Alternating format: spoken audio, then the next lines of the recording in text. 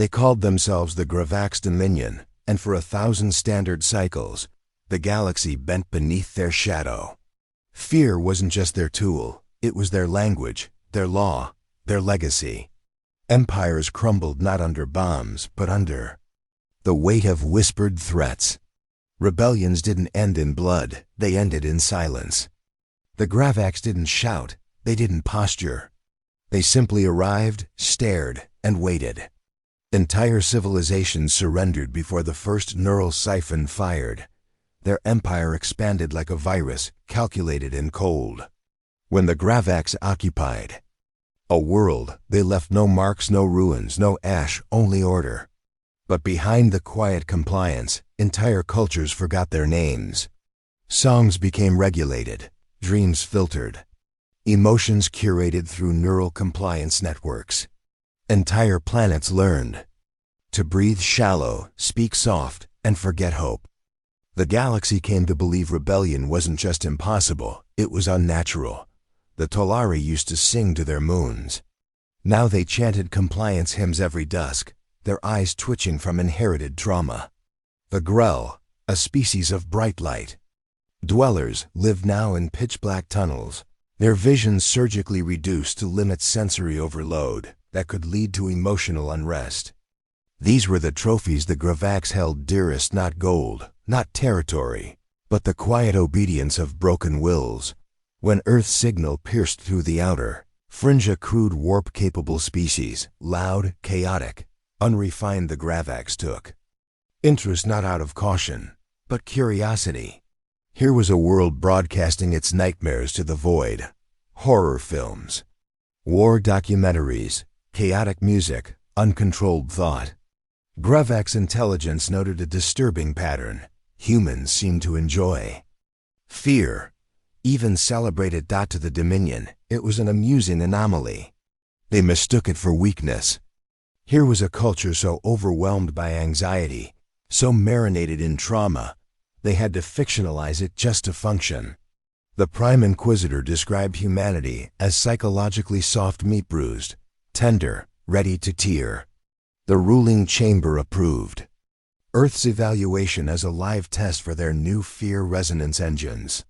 This wasn't conquest, it was a harvest. The scout fleet arrived with minimal resources. No dreadnoughts, no ground battalions, just a harvest ship Omessen, a silent obsidian dagger in orbit. The Gravax didn't need armies. They carried their dominion in waves of psychic pressure, broadcast down to the surface in pulses calibrated to crack consciousness like ice on glass. Cities blinked out. New York's power grid collapsed in a coordinated cascade. Tokyo's communication systems flooded with screams that didn't originate from any mouth. Johannesburg reported a moment when everyone, everywhere, saw the face of their childhood. Fears simultaneously. The Gravax expected surrender within 2 Earth days, but the feed from the surface brought confusion. Instead of mass compliance or institutional collapse, they saw organization, rescue workers forming chains through blackouts, civilians drawing protective wards on walls, not because they believed they worked, but because doing something helped. In Chicago, a firefighter dragged people from psychic smoke, hallucinating the whole time, saying, "It's just like the movies, I know how this ends." They analyzed the reaction. Anxiety levels were high, but so was adrenaline, coordination, emotional defiance. Not fear in its pure form, but something more volatile. Gravax analysts flagged it as unstable cognitive resilience, a rare, unpredictable trait. Dangerous in numbers. More troubling was the human media response. Instead of blackout protocols, they shared footage of the psychic pulses with dramatic music overlaid. Hashtags like #WeSeeYou and #FearIsFuel trended globally. The Dominion tried amplifying terror. Earth made it trend. Within days, Gravax Inquisitors reported complications. Memory extractions from captured humans returned broken, non-linear thoughts, filled with fictional creatures, slashers, ghosts, eldritch terrors. One interrogator was institutionalized after meeting a man who described being afraid of nothing because I already beat my own demons in therapy. The Gravaks misunderstood what they were harvesting. Earth didn't repress fear, it refined it, cultivated it, turned it into art, humor, bonding, and sometimes revenge. Fear on Earth wasn't submission. It was transformation. The first failure came during a minor skirmish in Los Angeles. A fear siphon activated over a hospital zone, normally enough to collapse an entire city's morale. Instead, nurses formed a barricade, chanting, "Breathe, focus. Fear means we're alive." They'd trained for mass trauma. The Gravaks had not trained for humans, trained for fear. A Gravak sub-commander requested backup. The report read, "Human. Reaction patterns do not follow degradation curve.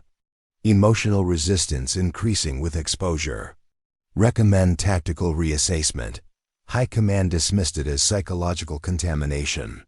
Orders remained, intensify resonance. Push until they break, but the Dominion's strength had always relied on predictability. Their fear worked best when victims didn't understand it. But humans studied fear, researched it, treated it, played with it. Horror was not mystery to them. It was narrative. By day 7, odd patterns emerged. Gravak's infiltration teams vanished in urban jungles. Their last messages included fragmented phrases like, "They're laughing, and they don't run, they look at us." In New Delhi, a psychic relay received a full recording of a human funeral voluntary mourning, facing death openly, inviting grief. The Gravaks broadcasted it across their fleets as an intimidation tactic. Instead, it inspired mutiny. A drone intercepted a broadcast from a group of trapped civilians in Seattle. They had no power, no communication, but they told stories. Around a campfire, laughing at monsters, sharing personal nightmares, they didn't resist fear. They accepted it. The Gravaks had ruled the galaxy through silence. Earth answered with noise. Loud, messy, defiant noise. And beneath it, something older, something terrifying. Not rage, not vengeance, but adaptation. The Gravaks realized too late that Earth had never been unafraid. They had simply evolved past the point of needing comfort, and now the Dominion felt something unfamiliar creeping into their circuits, their ranks, their bones. Not human terror, but a mirror of it. The echo of a species that had stared too long into its own abyss and learned to smile back. They ruled by fear. But Earth thrived in it. The Dominion believed escalation would crush resistance. They deployed the next phase of psychological assault protocols, phantasm projections, memory erasure beams, empathy inversions. Technology refined over centuries to make civilizations collapse inward. Entire worlds had wept themselves into surrender. Earth, however, had no such reaction. Cities stumbled, yes, systems buckled, but then they adapted. Patterns emerged the Dominion had never seen before. Underground networks sprang up, not for safety, but for storytelling. Every blackout zone became a theater of survival. Teenagers spray-painted murals of fallen monsters with slogans like, "Nice try," and "We've seen worse." Children wore cardboard armor decorated with images of Gravak ships and labeled them "Boo Machines." Instead of hiding, they parodied their fears.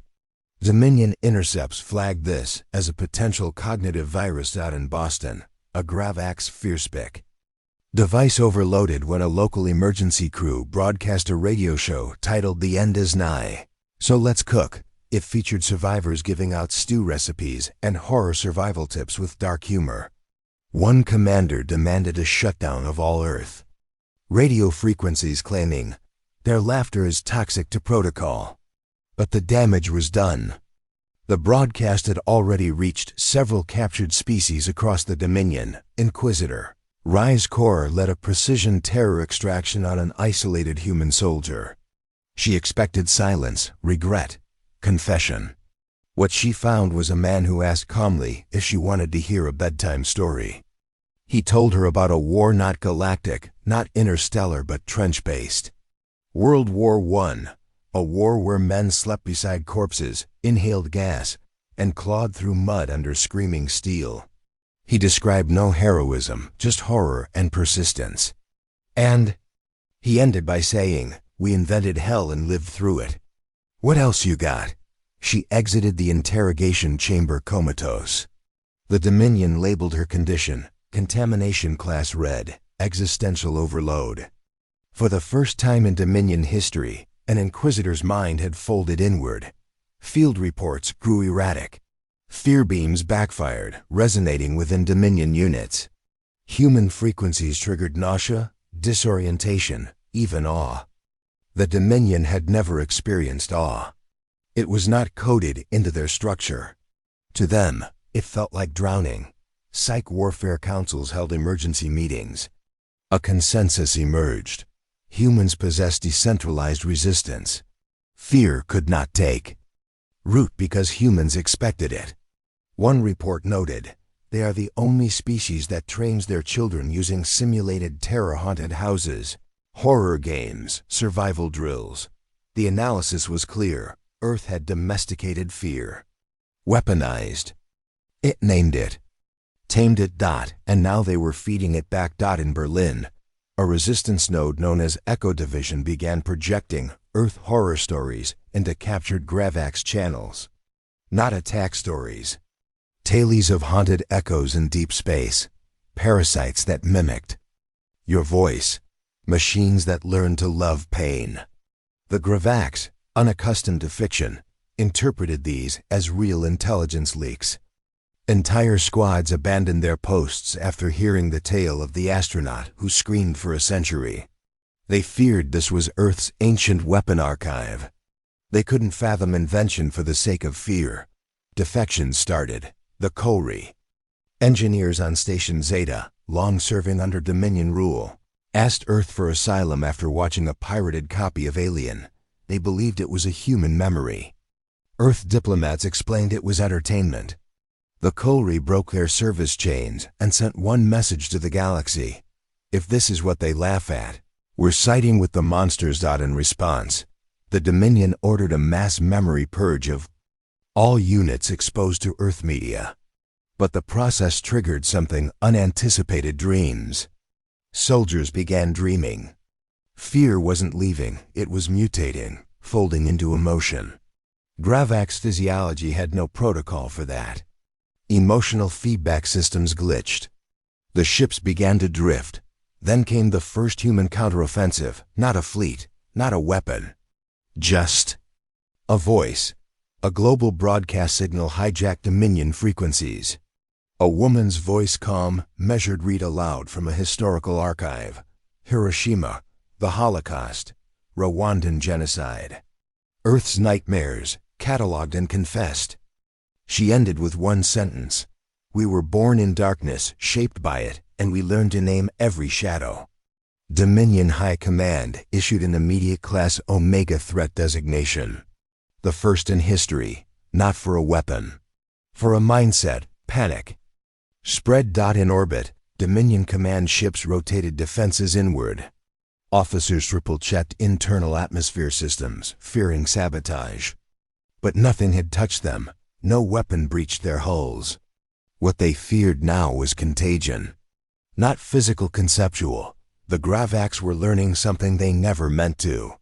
Earth had flipped the spectrum. Where fear once drained resolve, it now fortified it.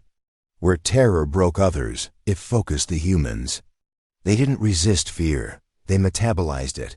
Dominion officers began experiencing hallucinations, hearing human languages in their sleep, seeing human faces in security. Feeds. One captain shut down life support to his own bridge, claiming the humans are inside us now. His ship drifted into Earth's orbit and surrendered without a fight. It wasn't just humans fighting back anymore. It was every conquered species watching Earth and remembering what it felt like to stand. Fear had always been the Dominion's leash, but Earth taught them fear wasn't always a chain. Sometimes it was fire. The humans were no longer defending, they were teaching. The Dominion's empire was fracturing from the inside, but they still believed they could salvage it. Their solution was to target Earth's origin center's cradle sites of its oldest trauma, most storied pain.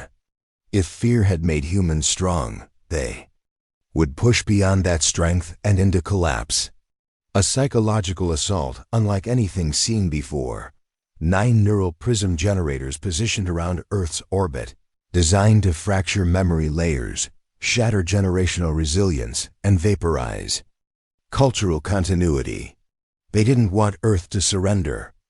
They wanted it erased from itself. But even as the generators charged, a strange silence enveloped the Dominion. Not from Earth, from the rest of the galaxy. Across dozens of systems, faint transmissions buzzed with human broadcasts, stories, jokes, confessions, history lessons, urban legends, all laced with the impossible warmth of a species that had survived every kind of ruin. Gravak's commanders intercepted a single repeating phrase from thousands of liberated worlds. If Earth can carry it, so can we. The collapse wasn't a battle. It was an awakening dot on the outpost world, Gornik 7. Enslaved educators began translating Earth horror stories into their native tongue, passing them to children as allegories of strength. On Durenti Prime, survivors constructed an amphitheater where they reenacted Earth's darkest moments, not to relive them, but to understand how a species lived beyond the fire. In each retelling, the horror ended with defiance. In each retelling, the shadows never won. Even the Gravaks themselves began to fracture. Low-ranking officers, especially those assigned to prolonged Earth surveillance, showed signs of behavior drift. They started asking questions during mandatory briefings. Why do they smile while afraid?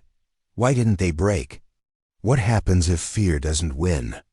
The Dominion had no answer. Desperation triggered the release of protocol, Black Glass, the deployment of an ancient Dominion construct, sealed for eons, a weapon forged not from tech, but harvested consciousness. It had crushed solar systems before. It whispered fear in primal frequencies. It turned war into madness. They aimed it at Earth. But Earth didn't flinch. Instead, the response came from a civilian network, millions of humans linking devices into a feedback chain. Not to block the weapon, but to amplify their own signal. Not a defense system, but a chorus. Songs, screams, poems, laugh tracks, battlefield memories. A living collage of everything they feared and faced and loved anyway. The weapon met this storm and cracked not from resistance, but from recognition that the construct had no precedent for what it encountered. Earth's fear signatures were not static. They moved. They danced. They adapted. They were not echoes. They were fire, and fire doesn't surrender. The weapon collapsed mid-strike. Its frequency folded in on itself, creating a pulse that hit every Dominion ship in range. Not with terror, but with clarity. A psychic mirror reflecting the truth. The Dominion had ruled by suppression. Earth ruled by confrontation. And confrontation, when shared, becomes connection. The aftershock was instant. Entire Dominion fleets stopped moving. Crew members sat silently in their command chairs, overwhelmed not by defeat, but by understanding. For the first time they were feeling the weight of what they had become. Fear wasn't power. It was a prison. And Earth held the key. On the surface, human leaders never declared victory. There was no broadcasted triumph, just silence. And then, a simple message sent in every direction. We're still afraid. But we move forward anyway. That's how we win. The message spread like light across centuries of darkness. Dominion-controlled worlds began dismantling their compliance networks. Former vassals sang their own songs again. Entire civilizations wept not in fear, but in relief. Relief that something stronger than fear had finally arrived. The Gravaks. High Mind tried to stabilize what remained. It issued a final command to its people: retreat, consolidate, rebuild. But there was nothing left to rebuild. The terror they had weaponized had turned against them, not through violence, but through Exposure. Earth had turned the galaxy's greatest weapon into its own unmaking, not by being the strongest, not by being the cruelest, but by being honest with fear, dancing with it, laughing in its face, singing through the storm dot and now across stars. Fear had a new shape, not a Dominion dreadnought, a human child whispering a ghost story in the dark, and giggling afterward. In the aftermath, the stars were quieter, not because fear had vanished, but because it had changed. The Dominion, once the architects of silence, were now fragments scattered across systems that no longer obeyed. What was left of their command? Chain drifted in deep space, commandless, voiceless. Their neural temples lay vacant, their resonance towers humming to no signal. They hadn't been conquered, they had been understood, and that understanding had dismantled them more thoroughly than war ever could. Back on Earth, no monuments were raised, no declarations of supremacy. Humanity didn't crown itself savior or ruler. They simply kept going. They rebuilt power grids, restored lost cities, buried their dead, honored their trauma. But they also told stories. At every fire, on every street corner, in digital broadcasts echoing out into deep space. They kept the stories alive not as warnings, but as blueprints. Alien races who had once been subjugated now came to Earth not to offer tribute, but to learn. From their pain, from their culture, from their chaos. They came asking, how did you survive? And Earth never gave them a weapon.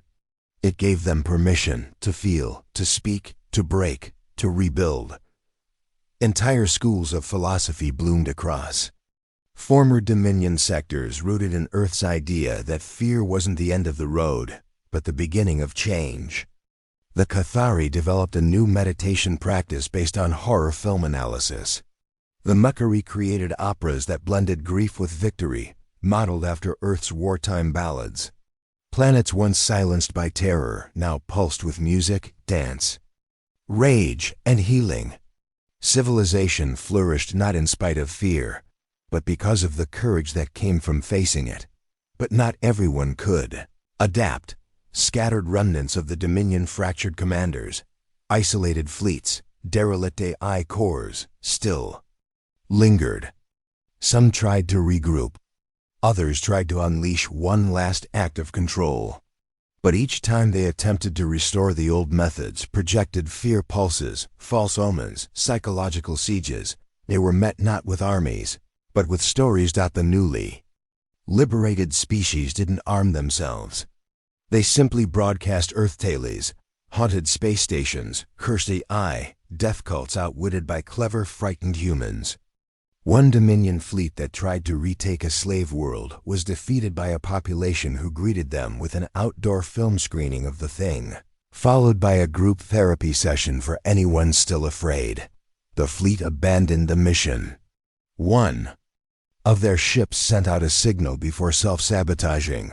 We are no longer immune. We dream now, and the dreams are human. The ultimate collapse came not with fire, but with choice. Dominion's sub-minds began disconnecting themselves. Fear was once their fuel, but now it overwhelmed them. They saw themselves through human eyes, once predators, now desperate architects of a fading order. The final directive transmitted from the last functional Gravax control node read, "We understand now. You feared it all, and still you rose. That cannot be ruled, only witnessed." Humanity never sought revenge. They didn't demand reparations. They didn't erase the Dominion from history. Instead, they archived it, studied it, taught it. Not to glorify Earth's survival, but to remind future generations what unchecked fear could become. In the Galactic Council that eventually formed, Earth never claimed a throne. But when decisions teetered, when tensions rose, it was Earth's emissaries who were called on to speak, not because of their power, but because of their perspective. The species that turned trauma into unity, that faced the worst inside themselves, and still chose hope. On Earth, they built no capital of conquest. Instead, They constructed the Lighthouse of Dread, a tower of memory, filled with every fear Earth had ever faced. Visitors walked through it to see, hear, and feel humanity's darkest moments. At the end of the corridor, one message pulsed. In every language, it's okay to be afraid. Just don't stop moving. That became the legacy. The Dominion ruled by fear. Earth taught fear how to evolve, and the galaxy reborn from silence into noise, from obedience into defiance learned. Not just how to survive, but how to feel alive, because humans didn't conquer fear, they befriended it.